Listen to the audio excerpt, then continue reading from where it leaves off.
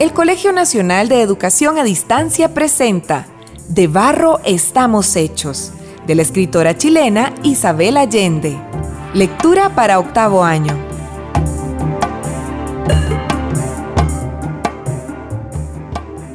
Descubrieron la cabeza de la niña asomada en el lodazal, con los ojos abiertos, llamando sin voz. Tenía un nombre de primera comunión: Azucena. En aquel interminable cementerio donde el olor de los muertos atraía a los buitres más remotos y donde los llantos de los huérfanos y los lamentos de los heridos llenaban el aire, esa muchacha, obstinada en vivir, se convirtió en el símbolo de la tragedia. Tanto transmitieron las cámaras la visión insoportable de su cabeza brotando del barro, como una negra calabaza que nadie se quedó sin conocerla ni nombrarla.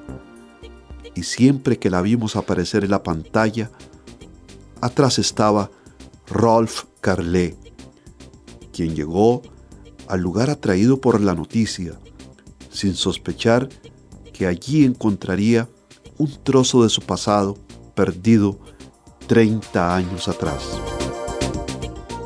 Primero fue un sollozo subterráneo que remeció los campos de algodón, encrespándolos como una espumosa ola. Los geólogos habían instalado sus máquinas de medir con semanas de anticipación y ya sabían que la montaña había despertado otra vez. Desde hacía mucho pronosticaban que el calor de la erupción podía desprender los hielos eternos de las laderas del volcán, pero nadie hizo caso de esas advertencias porque sonaban a cuento de viejas. Los pueblos del valle continuaron su existencia sordos a los quejidos de la tierra. Hasta la noche de ese miércoles de noviembre aciago,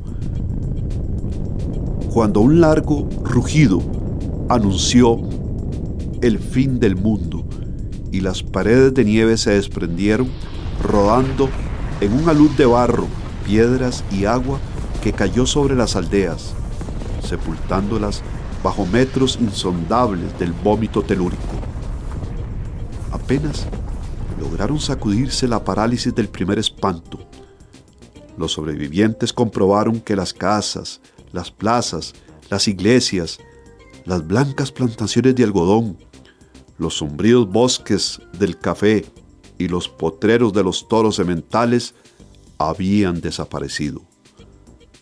Mucho después, cuando llegaron los voluntarios y los soldados a rescatar a los vivos y sacar la cuenta de la magnitud del cataclismo, calcularon que bajo el lodo había más de 20.000 seres humanos y un número impreciso de bestias pudriéndose en un caldo viscoso. También habían sido derrotados los bosques y los ríos y no quedaba a la vista sino un inmenso desierto de barro. Cuando llamaron del canal en la madrugada, Rolf Carlé y yo estábamos juntos. Salí de la cama aturdida de sueño y partí a preparar café mientras él se vestía deprisa. Colocó sus elementos de trabajo en la bolsa de lona verde que siempre llevaba y nos despedimos como tantas otras veces. No tuve ningún presentimiento. Me quedé en la cocina sorbiendo mi café y planeando las horas sin él, segura de que al día siguiente estaría de regreso. Fue de los primeros en llegar, porque mientras otros periodistas se acercaban a los bordes del pantano en jeeps, en bicicletas, a pie, abriéndose camino cada uno como mejor pudo, él contaba con el helicóptero de la televisión y pudo volar por encima de la luz. En las pantallas aparecieron las escenas captadas por la cámara de su asistente, donde él se veía sumergido hasta las rodillas con un micrófono en la mano, en medio de un alboroto de niños perdidos, de mutilados, de cadáveres y de ruinas, el relato nos llegó con su voz tranquila. Durante años lo había visto en los noticiarios, escarbando en batallas y catástrofes, sin que nada le detuviera. Con una perseverancia temeraria, y siempre me asombró su actitud de calma ante el peligro y el sufrimiento, como si nada lograra sacudir su fortaleza ni desviar su curiosidad. El miedo parecía no rozarlo, pero él me había confesado que no era un hombre valiente, ni mucho menos. Creo que el lente de la máquina tenía un efecto extraño en él, como si lo transportara a otro tiempo, desde el cual podía ver los acontecimientos sin participar realmente en ellos. Al conocerlo más, comprendí que esa distancia ficticia lo mantenía a salvo de sus propias emociones. Rolf Carlé estuvo desde el principio junto a Azucena. Filmó a los voluntarios que la descubrieron y a los primeros que intentaron aproximarse a ella. Su cámara enfocaba con insistencia a la niña, su cara morena, sus grandes ojos desolados, la maraña compacta de su pelo. En ese lugar, el fango era denso y había peligro de hundirse al pisar. Le lanzaron una cuerda que ella nunca hizo empeño en agarrar, hasta que le gritaron que la cogiera. Entonces sacó una mano y trató de moverse, pero enseguida se sumergió más. Rolf soltó su bolsa y el resto de su equipo y avanzó en el pantano, comentando para el micrófono de su ayudante que hacía frío y que ya comenzaba la pestilencia de los cadáveres. «¿Cómo te llamas?», le preguntó a la muchacha, y ella le respondió con su nombre de flor. «No te muevas, Azucena», le ordenó Rolf Carlé, y siguió hablándole sin pensar qué decía, solo para distraerla, mientras se arrastraba lentamente en el barro hasta la cintura. El aire a su alrededor parecía tan turbio como el lodo. Por ese lado no era posible acercarse, así que retrocedió y fue a dar un rodeo por donde el terreno parecía más firme. Cuando al fin estuvo cerca, tomó la cuerda y se la amarró bajo los brazos para que pudiera izarla. Le sonrió con esa sonrisa suya que le achica los ojos y lo devuelve a la infancia. Le dijo que todo iba bien, ya estaba con ella, enseguida la sacarían. Les hizo señas a los otros para que alaran, pero apenas se tensó la cuerda, la muchacha gritó. Lo intentaron de nuevo y aparecieron sus hombros y sus brazos, pero no pudieron moverla más, estaba atascada. Alguien sugirió que tal vez tenía las piernas comprimidas entre las ruinas de su casa, y ella dijo que no eran solo escombros, también la sujetaban los cuerpos de sus hermanos aferrados a ella. «No te preocupes, vamos a sacarte de aquí», le prometió Rolf. A pesar de las fallas de transmisión, noté que la voz se le quebraba y me sentí tanto más cerca de él por eso. Ella lo miró sin responder. En las primeras horas, Rolf Carlé agotó todos los recursos de su ingenio para rescatarla. Luchó con palos y cuerdas, pero cada tirón era un suplicio intolerable para la prisionera. Se le ocurrió hacer una palanca con unos palos, pero eso no dio resultado y tuvo que abandonar también esa idea. Consiguió un par de soldados que trabajaron con él durante un rato, pero después lo dejaron solo porque muchas otras víctimas reclamaban ayuda. La muchacha no podía moverse y apenas lograba respirar. Pero no parecía desesperada, como si una resignación ancestral le permitiera leer su destino. El periodista, en cambio, estaba decidido a arrebatársela a la muerte.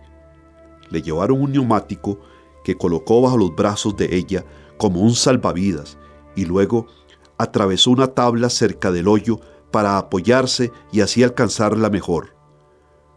Como era imposible remover los escombros a ciegas, se sumergió un par de veces para explorar ese infierno, pero salió exasperado, cubierto de lodo, escupiendo piedras.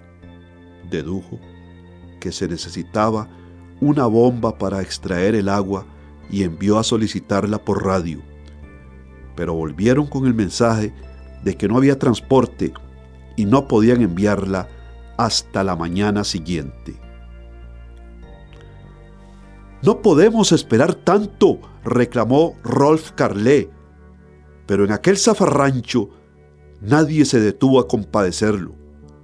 Habrían de pasar todavía muchas horas más antes de que él aceptara que el tiempo se había estancado y que la realidad había sufrido una distorsión irremediable.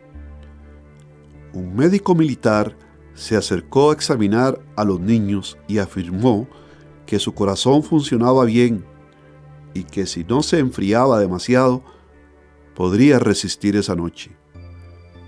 «Ten paciencia, Azucena. Mañana traerán la bomba», trató de consolarla Rolf Carlé. «No me dejes sola», le pidió ella.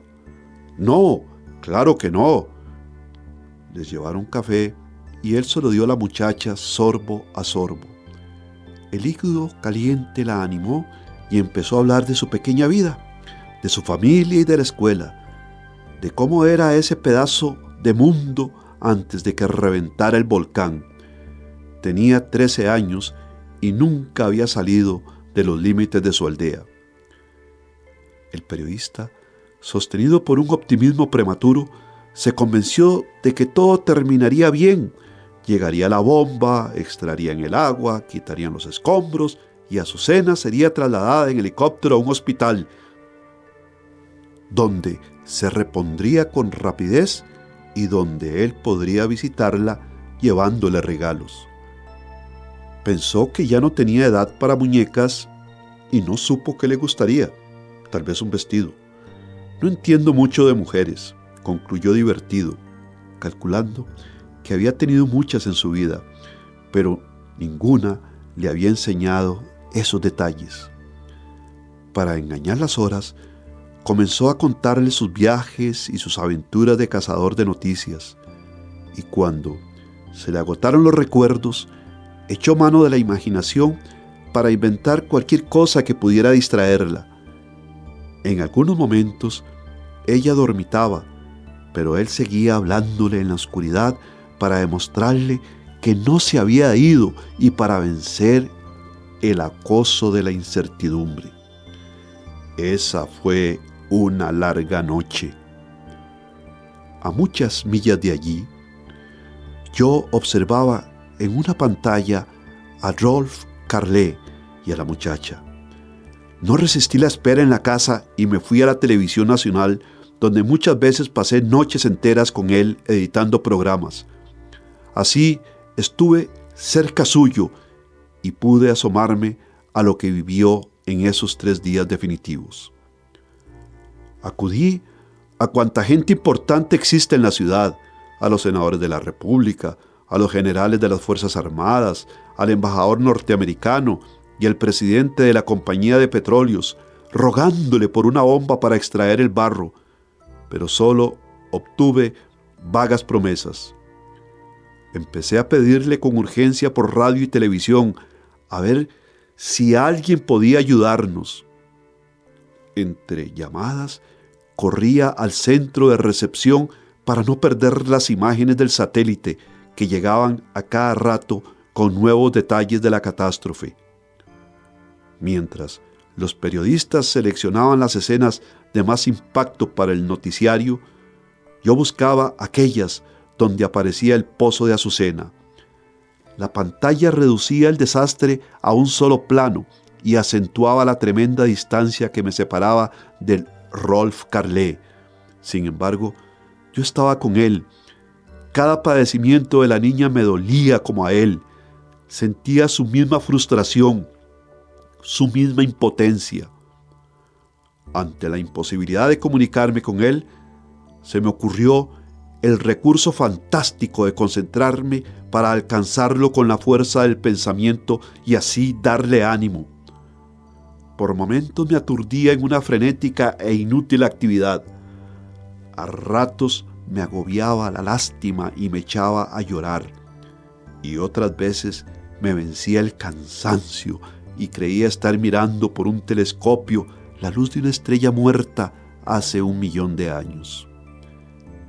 En el primer noticiario de la mañana vi aquel infierno donde flotaban cadáveres de hombres y animales arrastrados por las aguas de nuevos ríos, formados en una sola noche por la nieve derretida. Del lodo sobresalían las copas de algunos árboles y el campanario de una iglesia, donde varias personas habían encontrado refugio y esperaban con paciencia a los equipos de rescate. Centenares de soldados y de voluntarios de la defensa civil intentaban remover escombros en busca de los sobrevivientes, mientras largas filas de espectros en harapos esperaban su turno para un tazón de caldo. Las cadenas de radio informaron que sus teléfonos estaban congestionados por las llamadas de familias que ofrecían albergue a los niños huérfanos. Escaseaban el agua para beber, la gasolina y los alimentos. Los médicos, resignados a amputar miembros sin anestesia, reclamaban al menos sueros, analgésicos y antibióticos, pero la mayor parte de los caminos estaban interrumpidos y además la burocracia lo retardaba todo. Entretanto, el barro contaminado por los cadáveres en descomposición amenazaba de peste a los vivos. Azucena temblaba apoyada en el neumático que la sostenía sobre la superficie. La inmovilidad y la tensión la habían debilitado mucho, pero se mantenía consciente y todavía hablaba con voz perceptible cuando le acercaban un micrófono. Su tono era humilde, como si estuviera pidiendo perdón por causar tantas molestias. Rolf Carlé tenía la barba crecida y sombras oscuras bajo los ojos. Se veía agotado. Aún, a esa enorme distancia, pude percibir la calidad de ese cansancio, diferente a todas las fatigas anteriores de su vida. Había olvidado por completo la cámara. Ya no podía mirar a la niña a través de un lente. Las imágenes que nos llegaban no eran de su asistente, sino de otros periodistas que se habían adueñado de Azucena, atribuyéndole la patética responsabilidad de encarnar el horror de lo ocurrido en ese lugar. Desde el amanecer, Rolf se esforzó de nuevo por mover los obstáculos que retenían a la muchacha en esa tumba, pero disponía solo de sus manos. No se atrevía a utilizar una herramienta porque podía herirla. Le dio a Azucena la taza de papilla de maíz y plátano que distribuía el ejército, pero ella la vomitó de inmediato. Acudió un médico y comprobó que estaba afiebrada, pero dijo que no se podía hacer mucho. Los antibióticos estaban reservados para los casos de gangrena. También se acercó un sacerdote a bendecirla y colgarle al cuello una medalla de la Virgen. En la tarde empezó a caer una llovizna suave, persistente. El cielo está llorando, murmuró Azucena, y se puso a llorar también. No te asustes, le suplicó Rolf. Tienes que reservar tus fuerzas y mantenerte tranquila. Todo saldrá bien. Yo estoy contigo y te voy a sacar de aquí de alguna manera. Volvieron los periodistas para fotografiarla y preguntarle las mismas cosas que ella ya no intentaba responder. Entretanto, llegaban más equipos de televisión y cine. rollos de cables, cintas, películas, videos, lentes de precisión, grabadoras, consolas de sonido, luces, pantallas de reflejo, baterías y motores, cajas con repuestos, electricistas, técnicos de sonido y camarógrafos que enviaron el rostro de Azucena a millones de pantallas en todo el mundo. Y Rolf Carlé continuaba clamando por una bomba. El despliegue de recursos dio resultados y en la televisión nacional empezamos a recibir imágenes más claras y sonidos más nítidos. La distancia pareció acortarse de súbito y tuve la sensación atroz de que Azucena y Rolf se encontraban a mi lado, separados de mí por un vidrio irreductible. Pude seguir los acontecimientos hora a hora. Supe cuánto hizo mi amigo por arrancar a la niña de su prisión y para ayudarla a soportar su calvario. Escuché fragmentos de lo que hablaron y el resto pude adivinarlo. Estuve presente cuando ella le enseñó a Rolf a rezar y cuando él la distrajo con los cuentos que yo le he contado en 1001 noches bajo el mosquitero blanco de nuestra cama. Al caer la oscuridad del segundo día, él procuró hacerla dormir con las viejas canciones de Austria, aprendidas de su madre, pero ella estaba más allá del sueño. Pasaron gran parte de la noche hablando, los dos extenuados, hambrientos, sacudidos por el frío, y entonces poco a poco se derribaron las firmes compuertas que retuvieron el pasado de Rolf Carlé durante muchos años, y el torrente de cuanto había ocultado en las capas más profundas y secretas de la memoria salió por fin, arrastrando a su paso los obstáculos que por tanto tiempo habían bloqueado su conciencia. No todo pudo decírselo a Azucena. Ella tal vez no sabía que había mundo más allá del mar ni tiempo anterior al suyo. Era incapaz de imaginar Europa en la época de la guerra, así es que no le contó de la derrota, ni de la tarde en que los rusos lo llevaron al campo de concentración para enterrar a los prisioneros muertos de hambre. ¿Para qué explicarle que los cuerpos desnudos, apilados como una montaña de leños, parecían de losa quebradiza? ¿Cómo hablarle de los hornos y las horcas a esa niña moribunda? También mencionó la noche en que vio a su madre desnuda, calzada con zapatos rojos de tacones de estilete, llorando de humillación. Muchas cosas se cayó, pero en esas horas revivió por primera vez todo aquello que su mente había intentado borrar. Azucena le hizo entrega de su miedo y así, sin quererlo, obligó a Rolf a encontrarse con el suyo. Allí, junto a ese pozo maldito, a Rolf le fue imposible seguir huyendo de sí mismo y el terror visceral que marcó su infancia lo asaltó por sorpresa. Retrocedió a la edad de Azucena y más atrás, y se encontró como ella atrapado en un pozo sin salida, enterrado en vida, la cabeza a ras de suelo.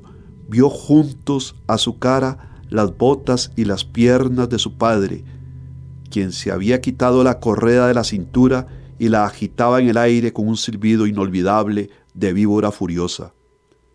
El dolor lo invadió, intacto y preciso, como siempre estuvo agazapado en su mente. Volvió al armario donde su padre lo ponía bajo llave para castigarlo por faltas imaginarias, y allí estuvo horas eternas con los ojos cerrados para no ver la oscuridad, los oídos tapados con las manos para no oír los latidos de su propio corazón, temblando, encogido como un animal. En la neblina de los recuerdos encontró a su hermana Catarina, una dulce criatura retardada que pasó la existencia escondida con la esperanza de que el padre olvidara la desgracia de su nacimiento.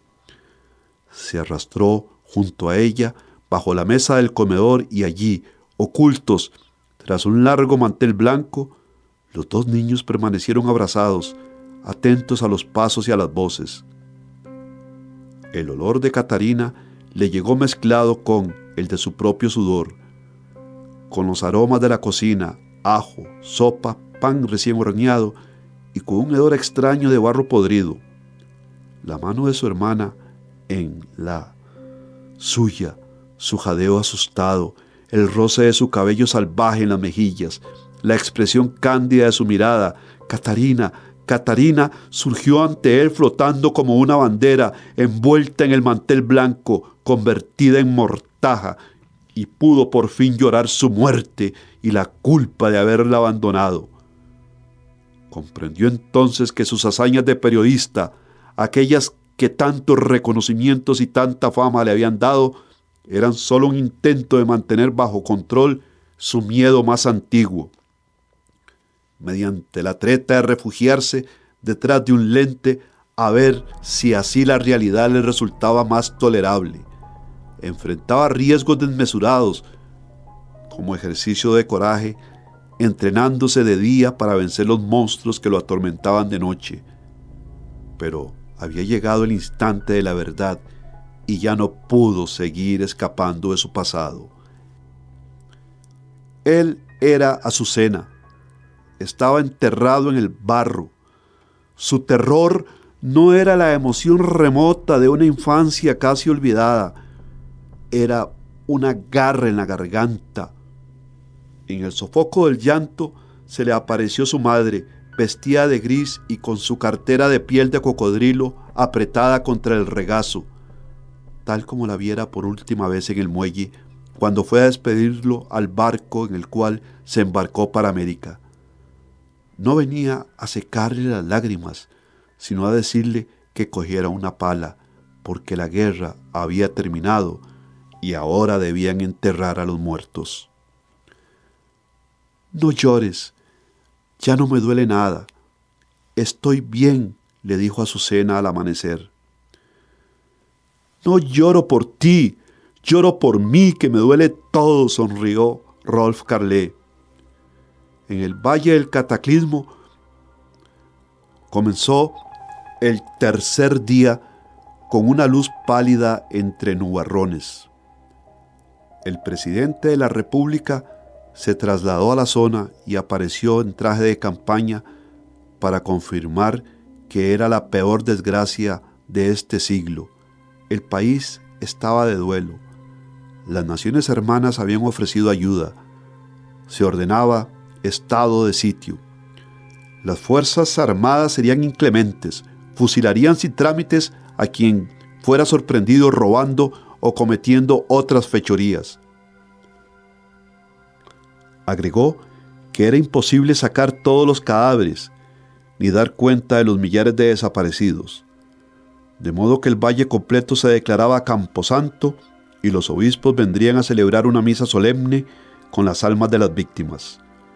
Se dirigió a las carpas del ejército donde se amontonaban los rescatados para entregarles el alivio de promesas inciertas y al improvisado hospital para dar una palabra de aliento a los médicos y enfermeras agotados por tantas horas de penuria. Enseguida se hizo conducir al lugar donde estaba Azucena, quien para entonces ya era célebre, porque su imagen había dado la vuelta al planeta. La saludó con su lánguida mano de estadista y los micrófonos registraron su voz conmovida y su acento paternal cuando le dijo que su valor era un ejemplo para la patria. Rolf Carlé lo interrumpió para pedirle una bomba y él le aseguró que se ocuparía del asunto en persona. Alcancé a ver a Rolf por unos instantes en cuclillas junto al pozo. En el noticiario de la tarde se encontraba en la misma postura y yo, Asomada a la pantalla, como una adivina ante su bola de cristal, percibí algo fundamental había cambiado en él. Adiviné que durante la noche se habían desmoronado sus defensas y se había entregado al dolor por fin vulnerable.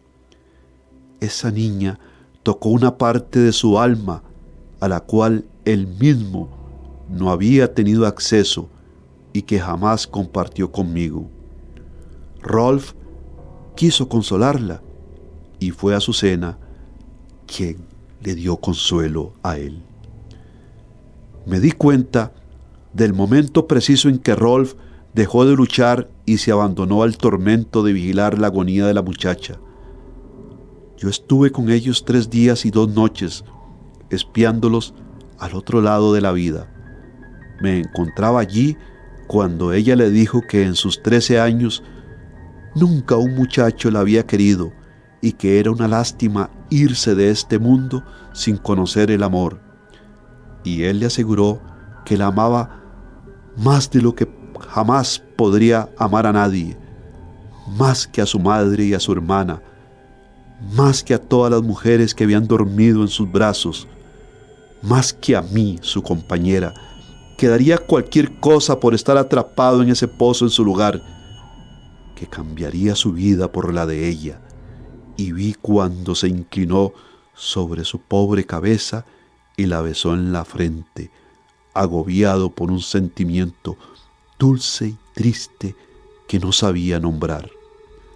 Sentí cómo en ese instante se salvaron ambos de la desesperanza, se desprendieron del lodo, se elevaron por encima de los buitres y de los helicópteros, volaron juntos sobre ese vasto pantano de podredumbre y lamentos, y finalmente pudieron aceptar la muerte. Rolf Carlé rezó en silencio para que ella se muriera pronto, porque ya no era posible soportar tanto dolor. Para entonces, yo había conseguido una bomba y estaba en contacto con un general dispuesto a enviarla en la madrugada del día siguiente en un avión militar. Pero, al anochecer de ese tercer día, bajo las implacables cámaras de cuarzo y los lentes de 100 máquinas, Azucena se rindió. Sus ojos perdidos en los de ese amigo que la había sostenido hasta el final. Rolf Carlé le quitó el salvavidas, le cerró los párpados, la retuvo apretada contra su pecho por unos minutos y después la soltó. Ella se hundió lentamente, una flor en el barro. Estás de vuelta conmigo, pero ya no eres el mismo hombre. A menudo te acompaño al canal y vemos de nuevo los videos de Azucena. Los estudias con atención, buscando algo que pudiste haber hecho para salvarla y no se te ocurrió a tiempo. O tal vez los examinas para verte como un espejo desnudo. Tus cámaras están abandonadas en un armario. No escribes ni cantas. Te quedas durante horas sentado ante la ventana mirando las montañas. A tu lado, yo espero que completes el viaje hacia el interior de ti mismo y te cures de las viejas heridas. Sé que cuando regreses de tus pesadillas, caminaremos otra vez de la mano como antes. El Colegio Nacional de Educación a Distancia presentó De barro estamos hechos, de la escritora chilena Isabel Allende. Lectura para 8º año.